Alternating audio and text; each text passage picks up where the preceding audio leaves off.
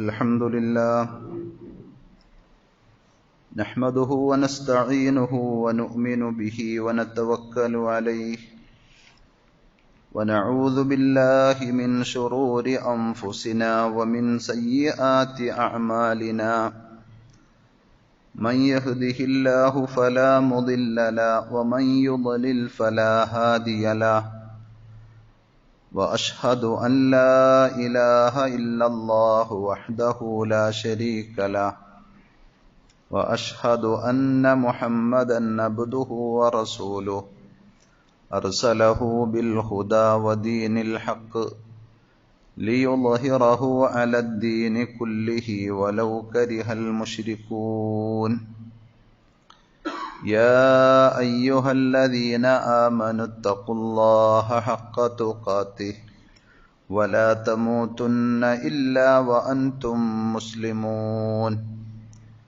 يا أيها الناس اتقوا ربكم الذي خلقكم من نفس واحدة وخلق منها زوجها وبث منهما رجالا كثيرا ونساء واتقوا الله الذي تساءلون به والأرحام إن الله كان عليكم رقيبا يا أيها الذين آمنوا اتقوا الله وقولوا قولا سديدا يصلح لكم أعمالكم ويغفر لكم ذنوبكم ومن يطع الله ورسوله فقد فاز فوزا عظيما أما بعد فإن خير الحديث كتاب الله وخير الهدي هدي محمد صلى الله عليه وسلم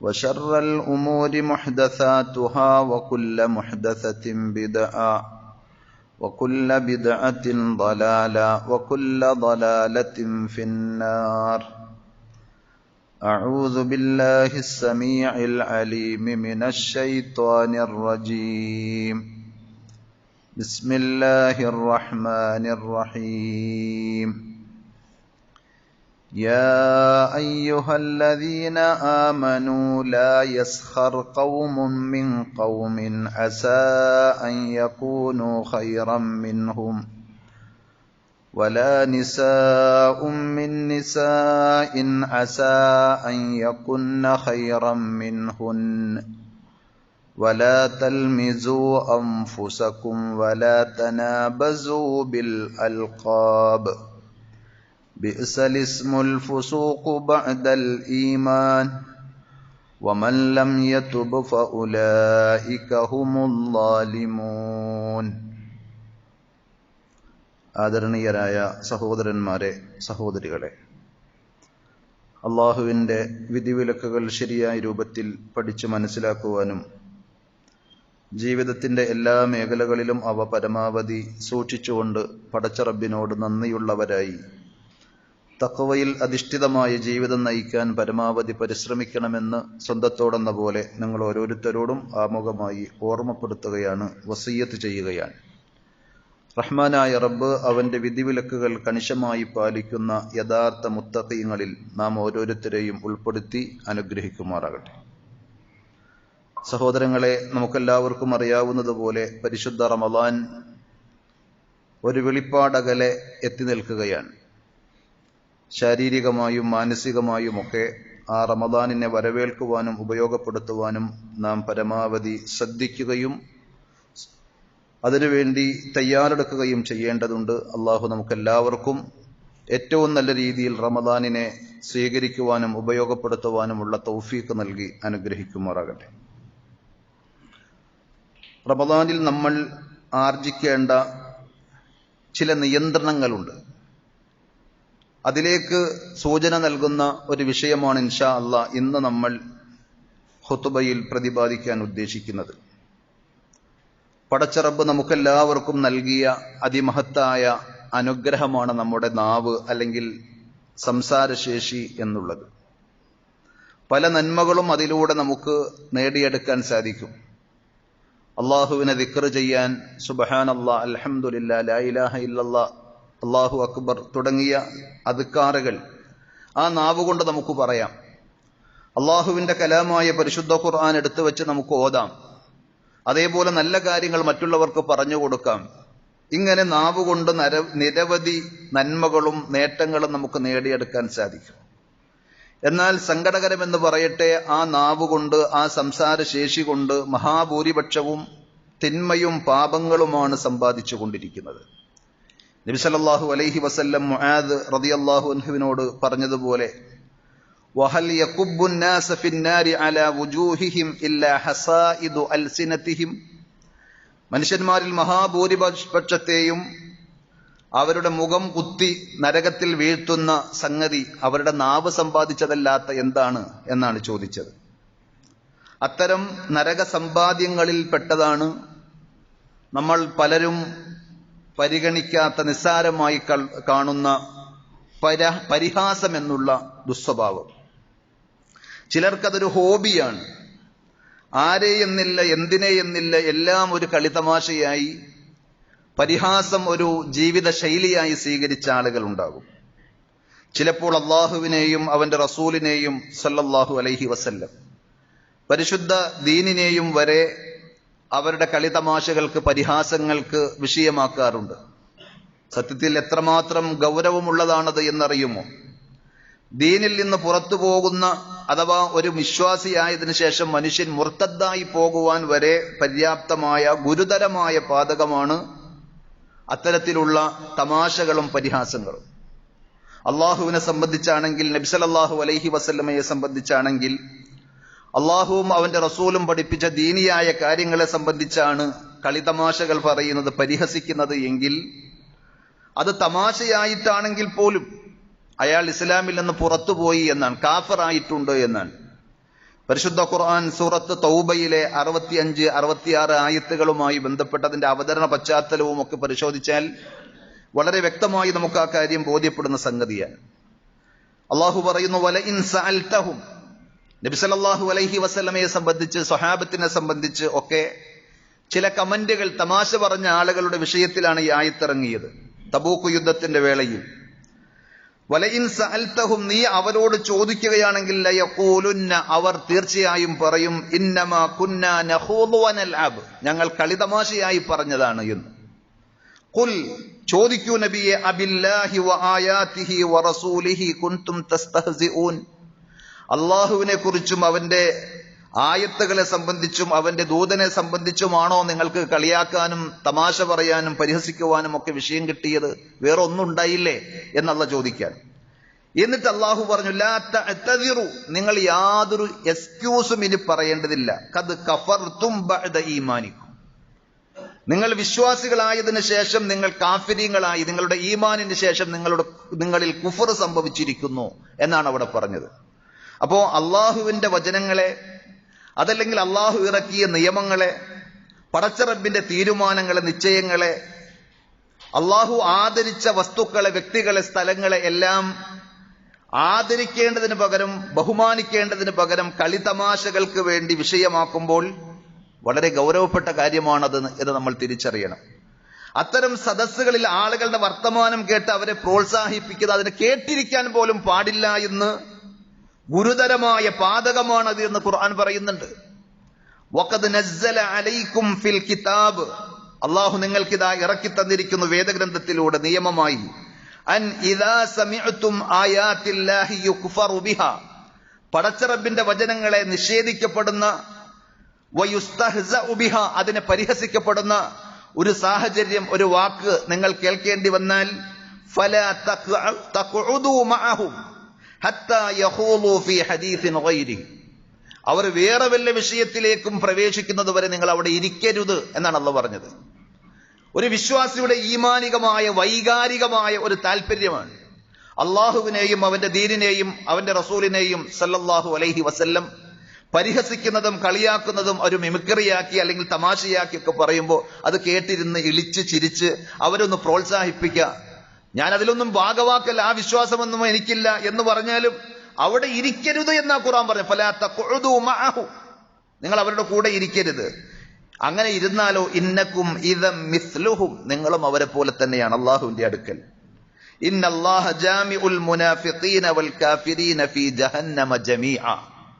ഇത്തരം സത്യനിഷേധികളെയും കപടവിശ്വാസികളെയും അള്ളാഹു ജഹന്നമിൽ ഒരുമിച്ച് കൂട്ടും തീർച്ച എന്നാണ് അള്ളാഹ് പറഞ്ഞത്.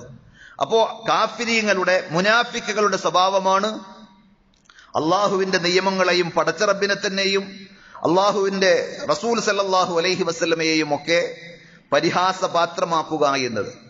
അപ്പോൾ ആലോചിച്ചു നോക്കണം, സ്വഹീഹായ ഹദീസുകളെ പരിഹസിച്ച് ഡോക്യുമെന്ററി വരെ ഇറക്കി അത് വിതരണം ചെയ്ത് അതിൽ ചർച്ചകൾ നടത്തി സന്തോഷിക്കുകയും ചിരിക്കുകയും ചെയ്ത ആളുകൾ, ഇസ്ലാമിന്റെ അഖീദ വിശദീകരിക്കുന്ന ഇമാമിങ്ങൾ, പണ്ഡിതന്മാർ നവാഖിദുൽ ഇസ്ലാം എന്ന് പറയുന്ന ഒരു കാര്യം പ്രത്യേകം പഠിപ്പിക്കുന്നുണ്ട്. എന്താണ് നവാഖിദുൽ ഇസ്ലാം എന്ന് പറഞ്ഞാൽ?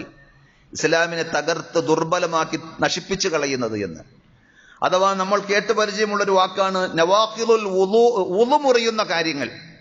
ഒരാൾ വൃത്തിയായി നല്ല രീതിയിൽ വുളു എടുത്ത് വന്നതിന് ശേഷം നവാഖിദുൽ വുളു മുറിയുന്ന ആ കാര്യങ്ങളിൽ ഏതെങ്കിലും സംഭവിച്ചാൽ അയാളുടെ പിന്നെ വുളുവിന്റെ വാലിഡിറ്റി തീർന്നു.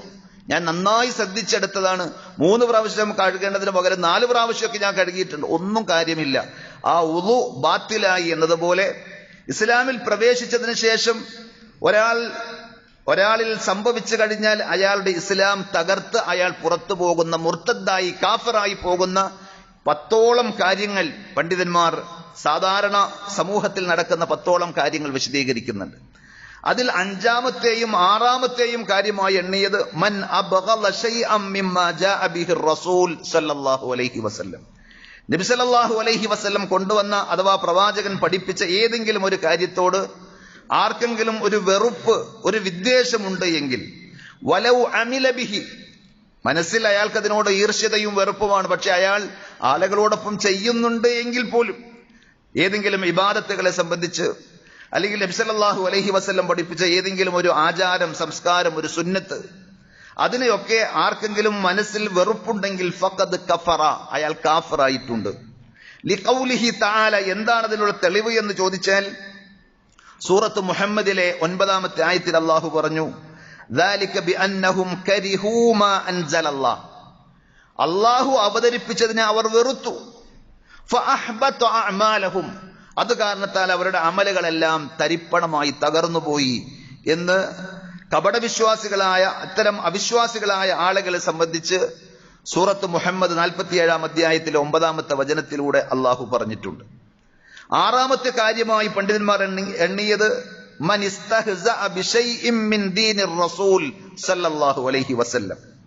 നബി സല്ലല്ലാഹു അലൈഹി വസല്ലം പഠിപ്പിച്ച ദീനിയായ ഏതെങ്കിലും ഒരു വിഷയത്തെ ആരെങ്കിലും കളിയാക്കുകയോ പരിഹസിക്കുകയോ ചെയ്താൽ, ഔ സവാബിഹി ഔ ഇഖാബിഹി, നബി സല്ലല്ലാഹു അലൈഹി വസല്ലം ഏതെങ്കിലും ഒരു കർമ്മത്തിന് ഇന്ന പ്രതിഫലമുണ്ട് എന്ന് പറഞ്ഞതിനെ സംബന്ധിച്ച്, അതിൽ ഏതെങ്കിലും ഒരു തെറ്റിനെ സംബന്ധിച്ച് അതിന് ഇന്ന ശിക്ഷയുണ്ട് എന്ന് പറഞ്ഞതിനെ സംബന്ധിച്ച്, അതിനൊക്കെ ഇപ്പൊ ഇത്ര വലിയ കൂലി, അതിനൊക്കെ ഇത്ര വലിയ ശിക്ഷ എന്ന് പറഞ്ഞ് അതിനെ പരിഹസിക്കുകയും കളിയാക്കുകയും വിമർശിക്കുകയും ചെയ്യുന്നുവെങ്കിൽ കഫറ, അയാളും കുഫറിലായി, ഇസ്ലാമിൽ നിന്ന് പുറത്തുപോയി എന്നാണ്.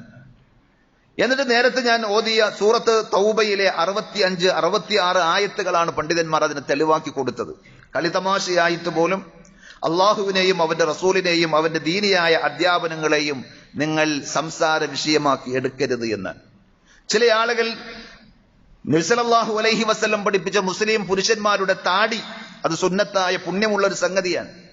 അത് ചെയ്തില്ല എന്നൊരു കുറ്റമേ ഉണ്ടാവുകയുള്ളൂ. പക്ഷേ അത് പരിഹസിക്കുകയും കളിയാക്കുകയും ചെയ്യുന്ന ആളുകൾ, അതേപോലെ ഇസ്ലാമികമായ വസ്ത്രധാരണത്തെ സംബന്ധിച്ച്, അതല്ലെങ്കിൽ ബഹുഭാര്യത്വത്തെ സംബന്ധിച്ച് എല്ലാവരും ഒന്നിലധികം ഭാര്യമാരെ സ്വീകരിക്കണമെന്ന് ആരും പറഞ്ഞിട്ടില്ല. പക്ഷെ ഇസ്ലാമിൽ ബഹുഭാര്യത്വം, ഒന്നിലധികം ഭാര്യമാരെ ഒരാൾക്ക് ആവശ്യമുണ്ടെങ്കിൽ സ്വീകരിക്കാൻ അനുവാദമുണ്ട്. എന്നാൽ അതിനെ കളിയാക്കുകയും പരിഹസിക്കുകയും വിമർശിക്കുകയും ഒക്കെ ചെയ്യുമ്പോൾ ഇസ്ലാമിന്റെ അനന്തരാവകാശ നിയമങ്ങൾ ചില ആളുകൾക്ക് അതിൽ അങ്ങ് മനസ്സിലാകാത്തത് കൊണ്ട് പരിഹസിക്കുകയും കളിയാക്കുകയും ഒക്കെ ചെയ്യും. ഇങ്ങനെ ഏതെങ്കിലും ഒരു വിഷയത്തെ, ബാക്കിയെല്ലാം 99.9 അയാൾ പെർഫെക്റ്റ് ആണെങ്കിൽ പോലും അങ്ങനെ ഒരാൾ ഉണ്ടാവില്ല. എന്നാൽ തന്നെയും നമ്മളൊന്ന് കടത്തി പറയാൻ, 99.9 ഒരാൾ ശരിയാണ് എന്ന് സങ്കല്പിക്കുക. ഇബാദത്തുകളിൽ, സംസ്കാരങ്ങളിൽ, വിശ്വാസങ്ങളിലൊക്കെ ശരിയാണ്. പക്ഷെ ഒരു വിഷയത്തിൽ നബി സല്ലല്ലാഹു അലൈഹി വസല്ലം പഠിപ്പിച്ചത്, ഖുർആൻ പറഞ്ഞത്, അതിനോട് എനിക്ക് താല്പര്യമില്ല, ഞാൻ അതിനെ അംഗീകരിക്കുന്നില്ല എന്ന് ആരെങ്കിലും പറഞ്ഞാൽ ആ ഒരൊറ്റ നിഷേധത്തോടുകൂടി അയാളുടെ ഇസ്ലാം ആസകലം തകർന്ന് അയാളുടെ ഇസ്ലാം പൊളിഞ്ഞു. അതാണ് നവാഖിദുൽ ഇസ്ലാം എന്ന് പറഞ്ഞു. അതേപോലെ ആര് എന്ന് വിഷയമില്ല, എന്ത് എന്ന് വിഷയമാക്കാറില്ല. അങ്ങനെ സംസാരിക്കുമ്പോൾ പണ്ഡിതന്മാരെയും സജ്ജനങ്ങളെയും ഒക്കെ കളിയാക്കുന്ന ആളുകളുണ്ട്. സാധാരണക്കാരെ പോലും പരിഹസിക്കുന്നത് ഹറാമാണ്, നിഷിദ്ധമാണ് എന്നുള്ള കാര്യം ഖുർആൻ പഠിപ്പിച്ചതാണ്. ഞാൻ തുടക്കത്തിൽ ഓതി വെച്ച സൂറത്തുൽ ഹുജറാത്തിലെ 11-ാമത്തെ ആയത്ത്, വിശ്വാസികളായ നമ്മെ എല്ലാവരെയും അള്ളാഹ് വിളിച്ചുകൊണ്ട് പറയാൻ, യാ അയ്യുഹല്ലദീന ആമനൂ, അല്ലയോ വിശ്വസിച്ചവരെ, വിശ്വാസികളെ, ലാ യസ്ഖർ ഖൗമുൻ മിൻ ഖൗമിൻ, ഒരു ജനത മറ്റൊരു ജനതയെ പരിഹസിക്കരുത്, കളിയാക്കരുത്. അസാ അൻ യകൂനു ഖൈറൻ മിൻഹും, നമ്മൾ കളിയാക്കുന്ന നമ്മുടെ പരിഹാസങ്ങൾക്ക് പാത്രമാകുന്ന ആളുകളായിരിക്കും നമ്മളെക്കാൾ നല്ലവര്. നമുക്കെന്തറിയാം? നമ്മൾ ബാഹ്യമായ ആളുകളുടെ ഇടയിൽ കൊള്ളാവുന്ന ആളായി നമ്മൾ ധരിക്കും. ചില ആളുകളൊക്കെ അത് കണ്ട് തെറ്റിദ്ധരിച്ച് നമ്മളെയും നല്ലതായി ഗണിക്കുന്നുണ്ടാകും. എന്നാൽ നമ്മൾ മോശമാണ് എന്ന് ഗണിക്കുന്ന ആളുകൾ പടച്ച റബ്ബിന്റെ അടുക്കൽ ഏറ്റവും ഉന്നതന്മാരും നല്ലവരുമായിരിക്കും. അവരെ പരിഹസിക്കുന്നതിലൂടെ നമ്മൾ പാപത്തിന്റെ ബാണ്ടക്കെട്ടുകളുമായിട്ടാണ് പരലോകത്ത് വരിക. അതുകൊണ്ട് നമുക്ക് പ്രാർത്ഥിക്കാൻ കഴിയണം, അല്ലാഹുമ്മ ഇന്നി അഊദു ബിക അൻ അകൂന ഫീ നഫ്സി അളീമ വ ഇൻദല്ലാഹി സഗീറ.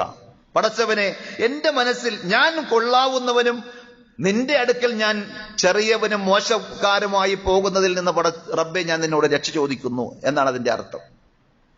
അപ്പൊ നമ്മുടെ മനസ്സിൽ നമ്മൾ ചെറുതും മറ്റുള്ളവർ വലുതും എന്ന രീതിയിലായിരിക്കണം ചിന്തയെങ്കിൽ നമ്മുടെ കുറവുകളും ന്യൂനതകളും തന്നെ എമ്പാടും നമുക്ക് കാണാനും സംസാരിക്കാനും നികത്താനും ഒക്കെ ഉണ്ടാകും. വേറെ ആളുകളെ സംബന്ധിച്ച് പരിഹസിക്കുവാനും കളിയാക്കുവാനും നമുക്ക് സാധിക്കുകയില്ല.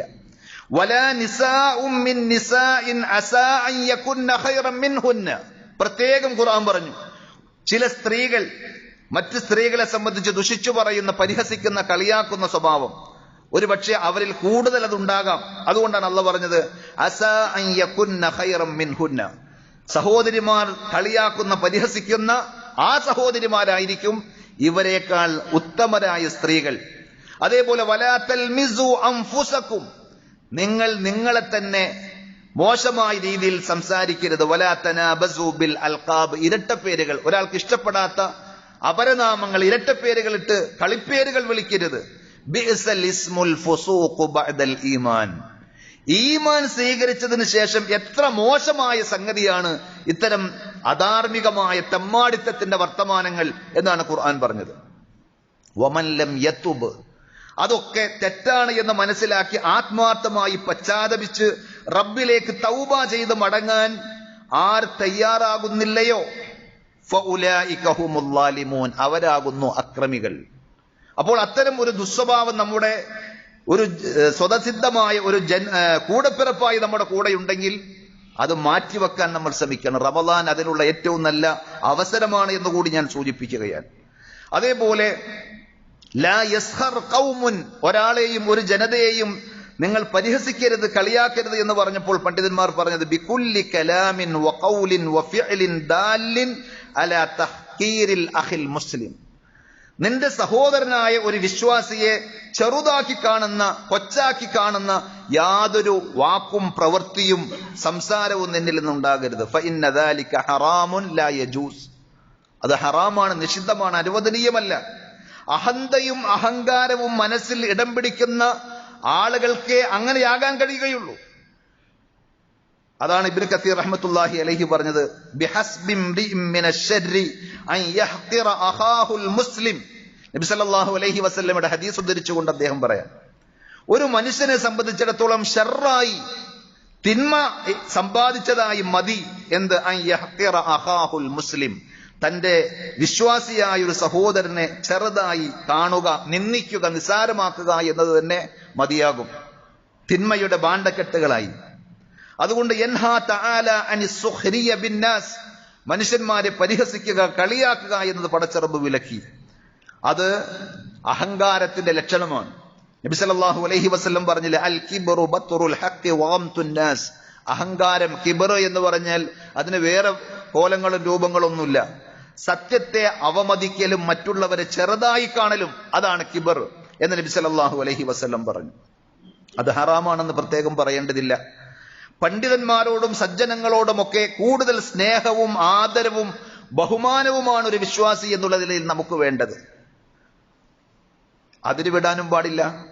ചില ആളുകൾ ഉസ്താദുമാരെ, ഉലമാക്കളെ, ഇമാമിങ്ങളൊക്കെ കണ്ടാൽ അവരെ ചെന്ന് കൈമുത്തലും കെട്ടിപ്പിടിക്കലും കാല് തൊട്ടുമുത്തലും സുജൂദിൽ വീഴലും ആദരവിന്റെയും ബഹുമാനത്തിന്റെയും പേരിൽ അത് ഇസ്ലാം പഠിപ്പിച്ചതല്ല. അത്തരം ആദരവ് അതിരുവിടാനും പാടില്ല. എന്നാൽ പരിഹാസവും കളിയാക്കലും അത് പണ്ഡിതന്മാരോടും സജ്ജനങ്ങളോടുമാകുമ്പോൾ കുറെ കൂടി ഗൗരവപ്പെട്ട സംഗതിയാണ്. ദീനിന്റെ ആളുകളെ പുച്ഛിക്കലും പരിഹസിക്കലും ഒക്കെ കാഫിരീങ്ങളുടെ, മുനാഫിക്കുകളുടെ ലക്ഷണമായിട്ടാണ്, സ്വഭാവങ്ങളായിട്ടാണ് പരിശുദ്ധ ഖുർആൻ പല ആയത്തുകളിലൂടെ പഠിപ്പിച്ചത്. സുയ്യിന ലില്ലദീന കഫറുൽ ഹയാത്തുദ് ദുനിയ, സത്യനിഷേധികൾക്ക്, അവിശ്വാസികൾക്ക് ദുനിയാവ് വല്ലാത്ത അലങ്കാരമായി തോന്നിക്കപ്പെട്ടിരിക്കുകയാണ്. അതുകൊണ്ട് തന്നെ വയസ്ഖറൂന മിനല്ലദീന ആമനു, സത്യവിശ്വാസികളെ അവർക്ക് കളിതമാശയാണ്. ചില ആളുകളെ ഈ കാലഘട്ടത്തിൽ ജീവിക്കാൻ കൊള്ളാത്തവരാണ് എന്ന് പറഞ്ഞ് അവർ കമന്റ് പറയും. ഇപ്പോഴും 4 കാശുണ്ടാക്കാൻ നോക്കുമ്പോൾ അത് പാടില്ല, ഇത് പാടില്ല. അതേപോലെ ഏറ്റവും നല്ല പീക്ക് ടൈമിൽ ഇബാദത്ത് എന്ന് പറഞ്ഞുകൊണ്ട് പള്ളിയിലേക്ക് ജുമാക്കും ജമാഅത്തിനും ഒക്കെ പോകുന്നു. ഇവരൊക്കെ ഈ കാലഘട്ടത്തിൽ ജീവിക്കേണ്ടവരാണോ എന്ന് പറഞ്ഞ് കമന്റ് അടിക്കുന്ന, തമാശ പറയുന്ന ആളുകൾ മറ്റ് സമുദായത്തിൽപ്പെട്ടവർ മാത്രമല്ല, നമ്മുടെ കൂടെ നടക്കുന്ന ആളുകളിലുമുണ്ട്. അതാണ് കപട വിശ്വാസികളും എന്ന് പറഞ്ഞത്. പരിശുദ്ധ ഖുർആൻ പറഞ്ഞത് വല്ലദീന തഖൗ ഫൗഖഹും യൗമൽ ഖിയാമ, എന്നാൽ ഈ പടച്ചറബിന്റെ വിധിവിലക്കുകൾ പാലിച്ച ആളുകളാണ് ഖിയാമത്ത് നാളിൽ ഇവരെക്കാൾ മീതയുള്ളവർ, ഉന്നത സ്ഥാനീയരായിട്ടുള്ള ആളുകൾ. ഇമാം ഷൗക്കാനി റഹ്മത്തുള്ളാഹി അലൈഹി വിശദീകരിച്ചു, അന്ന ഉലൈകൽ കുഫാർ യസ്ഖറൂന മിനല്ലദീന ആമനു ലികൗനിഹിം ഫുഖറാ. ഈ ആയത്തിന്റെ പശ്ചാത്തലത്തിൽ പറയുകയാണെങ്കിൽ അവിശ്വാസികളായ ആളുകൾ മുഅ്മിനീങ്ങളായ ആളുകളെ പരിഹസിക്കുവാനുണ്ടായ കാരണം അവർ ഫക്കീറന്മാരാണ്, പാവപ്പെട്ട ആളുകളാണ്. ഇവരെ പോലെ സാമ്പത്തികമായ സ്റ്റാറ്റസ് ഇല്ല, ഇവരെ പോലെ ഭൗതികമായ മറ്റ് സാഹചര്യങ്ങളില്ലാത്തപ്പോൾ ഇവർ കൊള്ളാവുന്നവരും അവർ മോശക്കാരും എന്ന് തോന്നി കളിയാക്കിയവരാണ്. ലാ ഹല്ല ലഹും മിനദ് ദുനിയ കഹല്ലി റുഅസാഇൽ കുഫ്രി വഅസാതീനിൽ ളലാൽ. വഴികേടിന്റെയും കുഫറിന്റെയും നേതാക്കന്മാരും നായകന്മാരും ഒക്കെ ആയ ആളുകളെ പോലെ അവർക്ക് ഏറ്റവും നല്ല ടോപ്പ് വാഹനങ്ങളും സൗകര്യങ്ങളും സമ്പാദ്യങ്ങളും ഒക്കെ ഉണ്ട്. ഇതൊന്നും നബി സല്ലല്ലാഹു അലൈഹി വസല്ലമയുടെ കൂടെയുണ്ടായിരുന്ന സ്വഹാബത്തിനില്ലായിരുന്നു. അതിന്റെ പേരിൽ കളിയാക്കുകയും പരിഹസിക്കുകയും ചെയ്ത ആളുകൾ, ഇത്തരം ആളുകൾ പരലോകത്ത് വരുമ്പോൾ നരകത്തിന്റെ വക്താക്കളാണ് എന്ന് മാത്രമല്ല, പടച്ചിറബ് അവരോട് ശക്തമായി ആക്രോശിക്കും, ആക്ഷേപിക്കും എന്നുള്ളത് ഖുർആൻ 23-ാം അധ്യായം സൂറത്തുൽ മുഅ്മിനൂനിലെ 103 മുതൽ 111 വരെയുള്ള ആയത്തുകൾ പാരായണം ചെയ്താൽ അതിന് അർത്ഥം മനസ്സിലാക്കി ഓതുന്ന ആരുടെയും നെഞ്ചു പിടക്കാതിരിക്കുകയില്ല.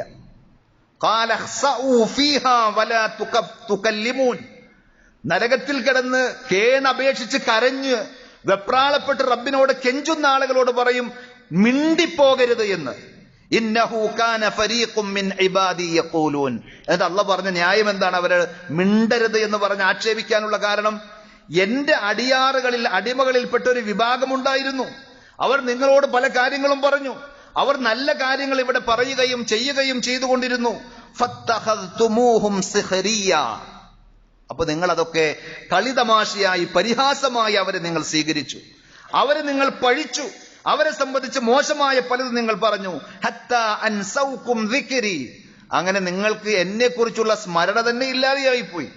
പടച്ച റബ്ബ്, പരലോകം, മതം എന്നൊക്കെ പറഞ്ഞാൽ മനംപിരട്ടലുകളായി നിങ്ങൾക്ക് തോന്നി.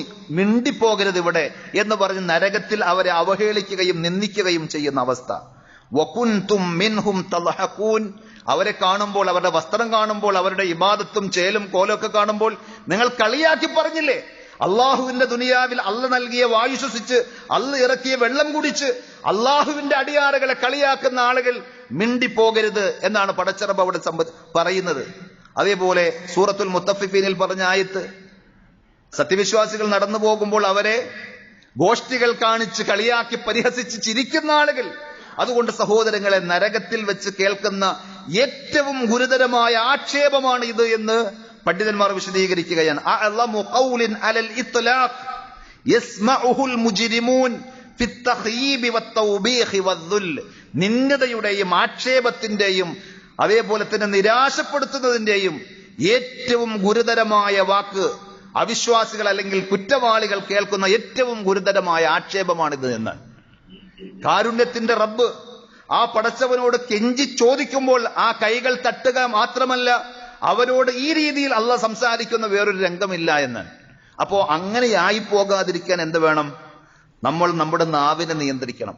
ആരെക്കുറിച്ചാണ് നമ്മൾ പറയുന്നത്, എന്തിനെക്കുറിച്ചാണ് നമ്മൾ ആക്ഷേപിക്കുന്നത് എന്നുള്ള ചിന്ത നമുക്ക് വേണം.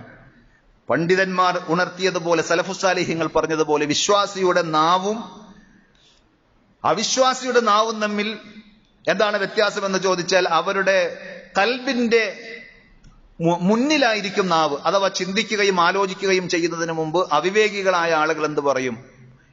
എന്തും പറയും. വിശ്വാസികളുടേത് അങ്ങനെയല്ല. നാവിന്റെ മുമ്പ് അവരുടെ ഹൃദയം ഉണ്ടാകും. ഞാനത് പറഞ്ഞാൽ ഗുണമാണോ ദോഷമാണോ, ദുനിയാവിൽ എനിക്ക് നേട്ടമുണ്ടോ കോട്ടമുണ്ടോ, ആഖിറത്തിൽ എനിക്ക് എന്തായിരിക്കും അതിലൂടെ കിട്ടാനുള്ളത് എന്ന് ചിന്തിക്കും. പണ്ഡിതന്മാരെയും സ്വാലിഹീങ്ങളെയും പരിഹസിക്കുമ്പോൾ രണ്ട് വിധത്തിൽ അങ്ങനെ അത് ഉണ്ടാകാറുണ്ട്. ഒന്ന് വ്യക്തിപരമായ അവരുടെ സ്വഭാവത്തെ സംബന്ധിച്ച്, അതല്ലെങ്കിൽ അവരുടെ ശരീരപ്രകൃതിയെ സംബന്ധിച്ച്. ഉയരം കുറഞ്ഞ ആളാണെങ്കിൽ കുള്ളൻ, അല്ലെങ്കിൽ തടി കൂടിയ ആളാണെങ്കിൽ തടിയൻ, ഇങ്ങനെയൊക്കെ പറഞ്ഞ് കളിയാക്കുന്ന, പരിഹസിക്കുന്ന, ഇരട്ടപ്പേരുകൾ വിളിക്കുന്ന ആളുകൾ. ഇത് പാടില്ല, ഹറാമാണ് എന്ന് പ്രത്യേകം പറയേണ്ടതില്ല. ഷെയ്ഖ് ഇബ്നു ഉസൈമീൻ റഹ്മത്തുള്ളാഹി അലൈഹി ഒരു കാര്യം പ്രത്യേകം ഉണർത്തുന്നുണ്ട് അതിനെ സംബന്ധിച്ച്. ഇദാ ഇബ്ത ഇൻസാനൻ, നീ ഒരു മനുഷ്യനെ ആക്ഷേപിച്ചാൽ, ഒരു അയ്ബ് പറഞ്ഞാൽ, ഫീ ഖിൽഖതിഹി, അയാളുടെ സൃഷ്ടിപ്പിൽ, ഫകഅന്നമാ ഇബ്തൽ ഖാലിഖ അസ്സ വജല്ല, നീ പടച്ച റബ്ബിനെ ചീത്ത പറയുന്നതിന് തുല്യമാണ്. കാരണം എന്താ? ഒരാളുടെ പൊക്കം കുറഞ്ഞതിൽ അയാൾക്കൊരു റോളുമില്ല, ഒരാളുടെ നിറം മാറിയതിൽ അയാൾക്ക് യാതൊരു പങ്കുമില്ല. അപ്പൊ അയാളല്ല അങ്ങനെ അയാളെ ആക്കിയത്, പടച്ച റബ്ബാണ്. അപ്പോൾ നീ അതിന്റെ പേരിൽ ഒരാളെ ആക്ഷേപിച്ചാൽ അത് പടച്ച റബ്ബിനെ ആക്ഷേപിക്കലാണ്. ഫൽ മസ്അലതു ഖതീറ, അതുകൊണ്ട് വിഷയം ഏറെ ഗൗരവപ്പെട്ടതാണ് എന്നാണ് അദ്ദേഹം ഉണർത്തിയത്. ചിലപ്പോൾ പണ്ഡിതന്മാരെ അല്ലെങ്കിൽ സ്വാലിഹീങ്ങളെ, സജ്ജനങ്ങളെ ആക്ഷേപിക്കുന്നത് അവരുടെ ഇൽമിനെയും ദീനിനെയും കണ്ടുകൊണ്ടായിരിക്കും. നേരത്തെ പറഞ്ഞതുപോലെ അവരുടെ താടി, അവരുടെ വസ്ത്രം, അവരുടെ തഖ്വ, ഇതൊക്കെ കണ്ടുകൊണ്ട് അനുഷ്ഠാന തീവ്രത എന്ന് പറഞ്ഞ് ആവേശത്തിൽ പ്രസംഗിക്കുന്ന അല്ലെങ്കിൽ പരിഹസിക്കുന്ന ആളുകൾ അത് റബ്ബിനെയും ദീനിനെയും പരിഹസിക്കുന്നതിന് തുല്യമാണ് എന്ന കാര്യം തിരിച്ചറിയണം. വഇദാ അലിമ മിൻ ആയാതിനാ ശൈഅൻ ഇത്തഖദഹാ ഹുസ്വ, അവർ അല്ലാഹുവിന്റെ ഏതെങ്കിലും വചനങ്ങളോ നിർദ്ദേശങ്ങളോ കേട്ടാൽ അതിൽ നിന്ന് പഠിക്കേണ്ടത് പഠിച്ച് തിരുത്തേണ്ടത് തിരുത്താൻ തയ്യാറാകുന്നതിന് പകരം അതിനെ കളിതമാശയാക്കുന്ന ആളുകൾ, ഉലൈക ലഹും അദാബും മുഹീൻ, അവർക്ക് നിന്ദ്യതയുള്ള ശിക്ഷയുണ്ട് എന്നാണ് ഖുർആൻ പറഞ്ഞത്. അതുകൊണ്ട് സഹോദരങ്ങളെ, നാവിനെ നമ്മൾ ശ്രദ്ധിക്കണം, നന്മകൾക്ക് വേണ്ടി ഉപയോഗിക്കുവാൻ ശ്രദ്ധിക്കണം. ഒരിക്കലും പരിഹാസം എന്നത് നമ്മുടെ ഒരു അടയാളമായി, ഒരു വിശേഷണമായി, ഗുണമായി ഉണ്ടാകാൻ പാടില്ല. അത് അള്ളാഹുവിനെ സംബന്ധിച്ചും റസൂലിനെ സംബന്ധിച്ചും ദീനിനെ സംബന്ധിച്ചും ഒക്കെ ആകുമ്പോൾ അതീവ ഗൗരവമുള്ള കാര്യമാണ് എന്ന് നമ്മൾ തിരിച്ചറിയുക. അള്ളാഹു സുബ്ഹാനഹു വ തആല നമ്മുടെ നാവിനെ പരമാവധി ശ്രദ്ധിച്ച് സൂക്ഷിച്ച് നന്മകളിൽ വിനിയോഗിക്കാനുള്ള തൗഫീഖ് നമുക്ക് എല്ലാവർക്കും പ്രദാനം ചെയ്യുമാറാകട്ടെ.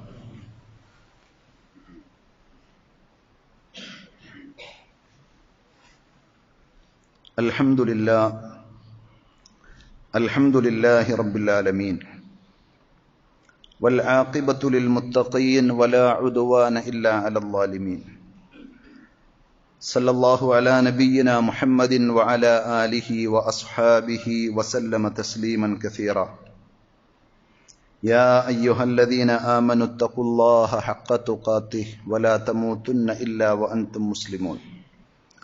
സ്നേഹമുള്ള സഹോദരന്മാരെ, സഹോദരികളെ, അള്ളാഹുവിൻ്റെ വിധിവിലക്കുകൾ ജീവിതത്തിൻ്റെ എല്ലാ മേഖലകളിലും പരമാവധി ശ്രദ്ധിക്കണമെന്നൊരിക്കൽ കൂടി ഉണർത്തുകയാണ്. അള്ളാഹു നമുക്കെല്ലാവർക്കും അതിനുള്ള തൗഫീഖ് പ്രദാനം ചെയ്യുമാറാകട്ടെ. കഴിഞ്ഞ ദിവസങ്ങളിൽ ഒരുപക്ഷെ നിങ്ങളെല്ലാവരും വാർത്തയായി കാണുകയും വായിക്കുകയും ഒക്കെ ചെയ്തിട്ടുണ്ടാകും. UP-യിലെ ഗാസിയാബാദിലുള്ള പ്രായപൂർത്തിയാകാത്ത 3 സഹോദരിമാർ അവർ താമസിക്കുന്ന ഫ്ളാറ്റിന്റെ 9ാമത്തെ നിലയിൽ നിന്ന് മുകളിലേക്ക് ചാടി കൂട്ട ആത്മഹത്യ ചെയ്ത സംഭവം. അത് ഏതെങ്കിലും ഒരു സ്വാഭാവികമായ ആത്മഹത്യ എന്നതിനപ്പുറം നമ്മെ എല്ലാവരെയും ഇരുത്തി ചിന്തിപ്പിക്കേണ്ട ഒരു കാരണമാണ് അതിൻ്റെ പിന്നിൽ പറഞ്ഞു കേൾക്കുന്നത്.